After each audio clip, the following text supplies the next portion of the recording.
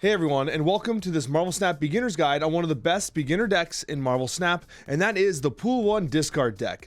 And in this guide, I'll take you through each of the cards in the deck, why they're in the deck, how they synergize, and more importantly, I'm actually going to give you a variation of the deck as well, just in case you have a couple different cards, so that you can kind of, be a little more flexible with the actual build itself.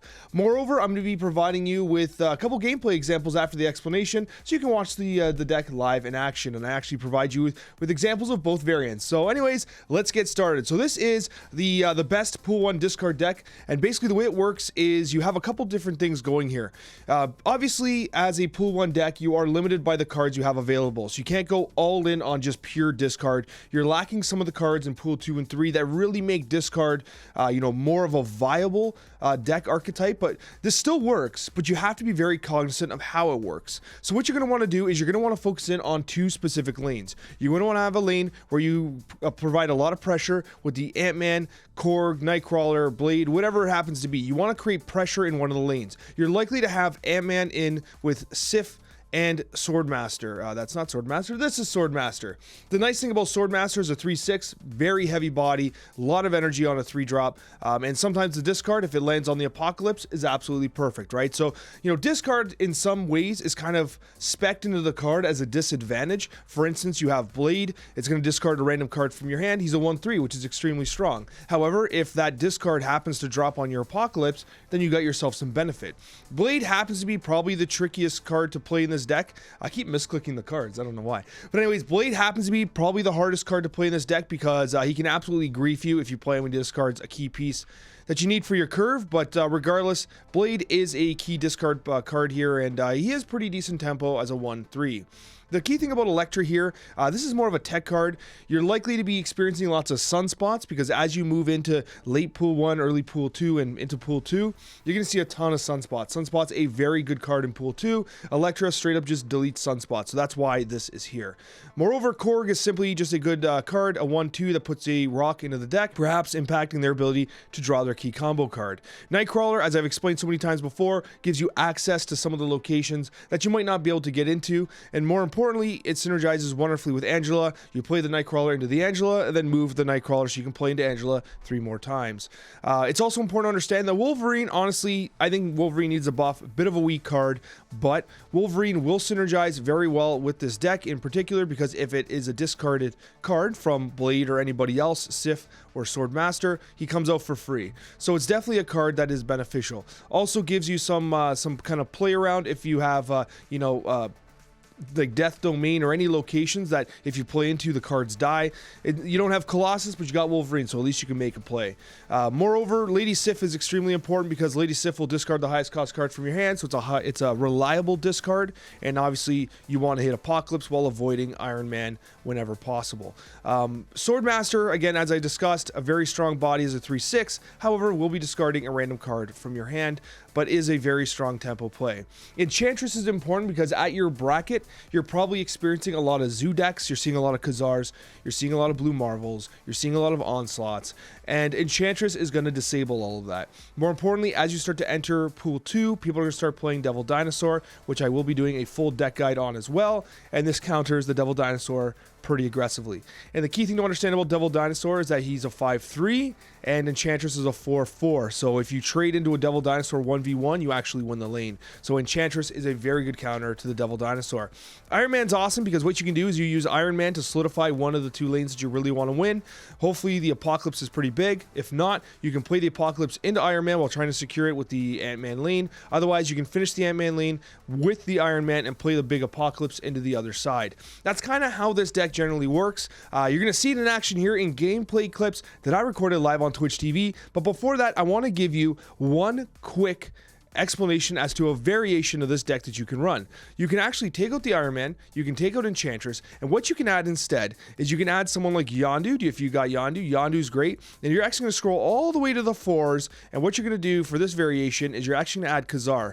This version of this deck gives you a little more aggro. You're a little lower in on the energy scale, so you're adding a 1 cost in Yondu, and you're actually getting rid of the Iron Man. You're adding the Khazar to buff up the 1-drops. In this particular deck, you're going a little wider on the board. You're going to want to try and win the lane with the Ant-Man and Angela, and then what you're going to want to do is you're going to want to win a solo lane with Apocalypse as well, while buffering everyone with Khazar.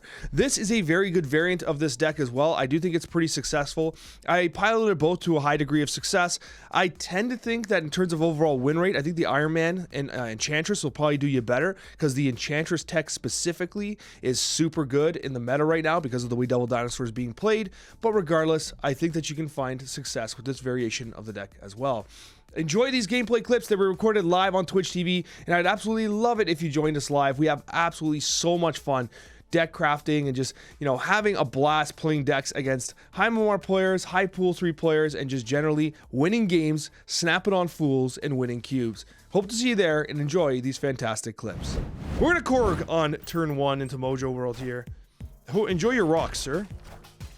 Oh, Sunspot. You know what? I'm not playing games. This Sunspot's dying right now.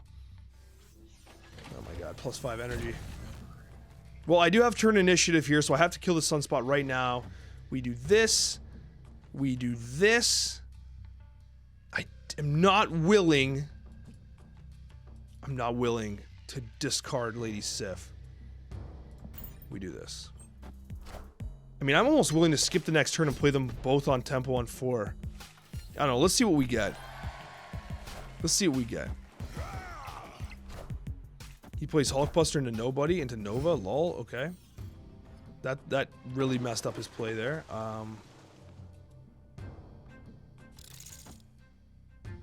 We do this. We play these two together. This feels bad, but I don't think... Okay, this works. This works. Because now he gets hit and he comes out for free. And he might even land here. He might even land where we want him. So this kind of works. It's not great. It's kind of gross, honestly. If he lands here, we get a free 6-drop, which hopefully is Galactus. Enough said, Bubba. He goes mid. Totally useless. Whatever. And debris. Alright. Well, at least Khazar gives them some value here. We do this.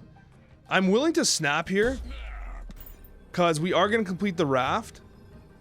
And he would have to commit 2 cards here. He has 3 in hand with 5 mana. So it's entirely possible he can commit to completing the raft. I get Odin, which is not bad. Oh my god. Never mind.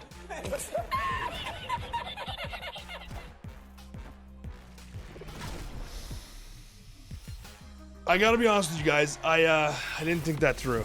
I did not think that play through at all, obviously. And playing Swordmaster into the raft so that the raft procs and then Swordmaster discards my card is pretty damn sad, I gotta be honest with you. But watching this guy play Venom into Mojo World is also pretty interesting. This guy snaps on 8 cubes here. If I had that damn Odin, things would have been better right now. But I think we go for the content! It's Zola!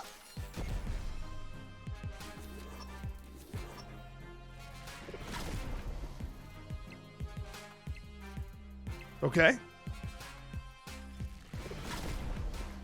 Okay, it's pretty solid play. But I win.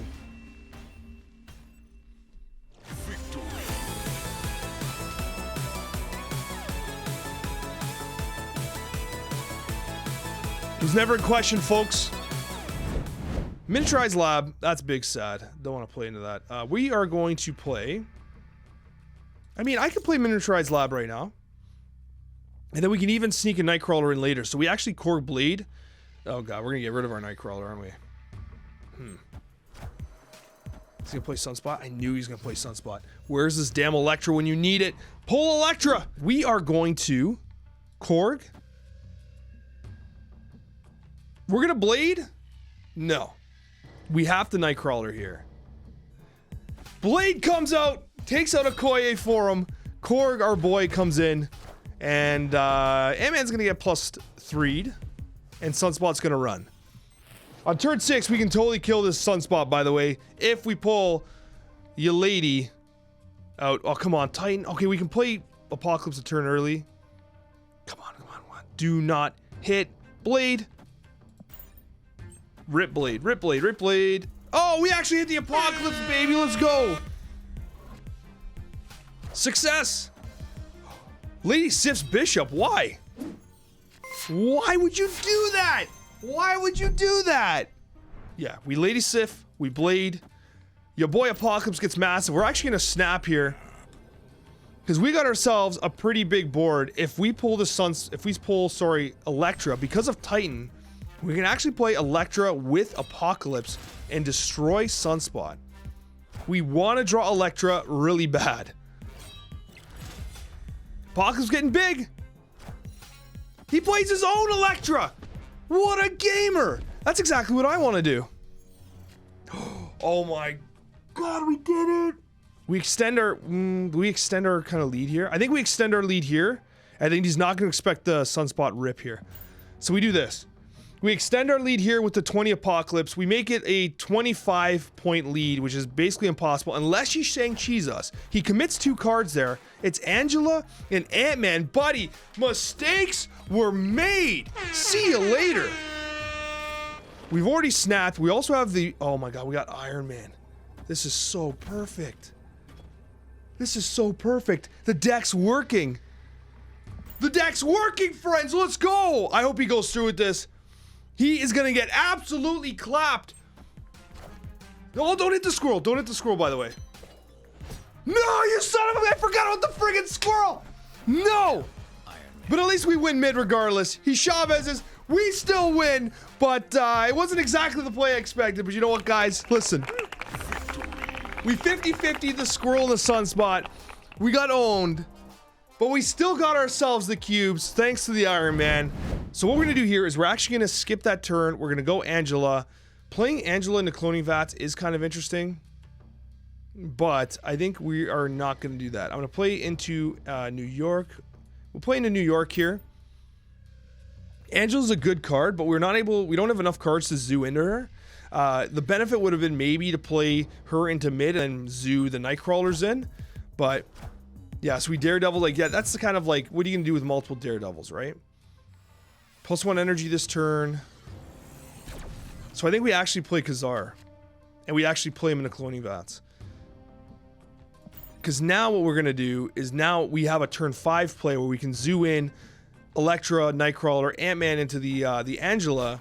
So he plays another Daredevil. He plays Armor. So again, like, these are really low tempo plays. But Khazar's going to do quite a bit for us here. We can even play him again. I'm not going to... You know what? If we play him again... That allows us to play a lot of cards next turn. All 1-drops. Pretty much. And then we can Apocalypse into this lane.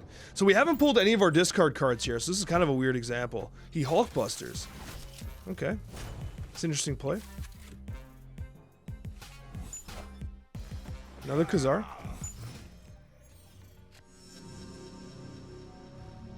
So he's gonna want to play someone like Hobgoblin, or what he's gonna want to do is he's gonna want to Professor X, right?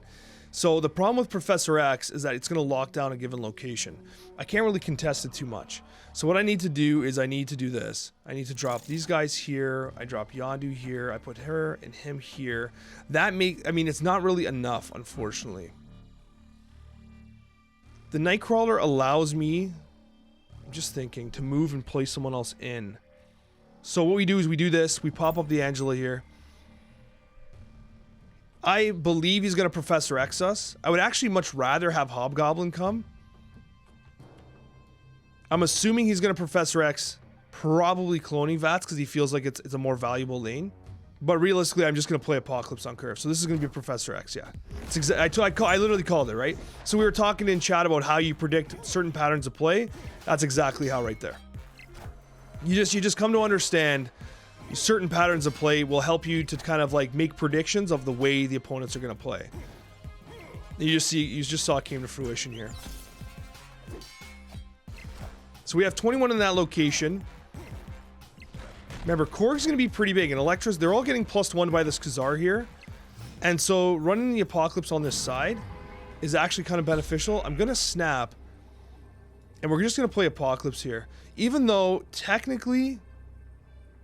You know what? I think it's actually better. We get more power doing Khazar Blade. The reason for this is because another Khazar is going to give +1 to all the 1-drops, while Blade is just a 3. So it's actually, we're only sacrificing 1 power, but we're benefiting the entire board. So we go with this here. How about playing a discard deck without discard anything? That's what we're doing right now. And even though he won mid, realistically, that's fine, because what we're doing here is we're playing a lot of cards that are benefiting us. These are decent tempo plays. So we do end up putting up a lot of power. That's 19. I don't think there's a play he has that wins that location. And it's a destroyer, so he actually is underneath us power-wise. He destroys... Yeah, this was a very clean game, folks. He played a Pool 3 destroyer deck against us, and we were able to beat him simply playing multiple Khazars, not discarding anything, and just playing our cards on tempo. So I think this is a pretty good win. It's an interesting win because we didn't even discard anything, but it's a win nonetheless.